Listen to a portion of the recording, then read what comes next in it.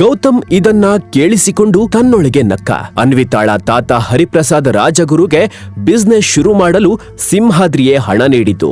ಏಕೆಂದ್ರೆ ಪಾಟೀಲ್ ತರಹ ರಾಜಗುರು ಪೂರ್ವಜರು ಸಹ ಸಿಂಹಾದ್ರಿ ಮನೆತನದಲ್ಲಿ ಕೆಲಸ ಮಾಡ್ತಿದ್ರು. ಏನ್ ನಗ್ತಾ ಇದ್ಯಾ? ಟೀ ಮಾಡಲ್ವಾ? ಕೇಳು, ಟೀ ಚೆನ್ನಾಗಿಲ್ಲ ಅಂದ್ರೆ ನಿನ್ನ ಮುಖದ ಮೇಲಿರುತ್ತೆ. Okay, thank you so much Anvita.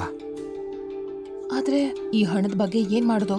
Gautam ಹಣ ಏನ್ ತಂದಿದ್ದಾನೆ, ಆದ್ರೆ ವಾಪಸ್ ಕೊಡ್ಬೇಕಲ್ವಾ? ನನಗಂತೂ ಏನ್ ಮಾಡ್ಬೇಕು ಅಂತ ಗೊತ್ತಾಗ್ತಾ ಇಲ್ಲ.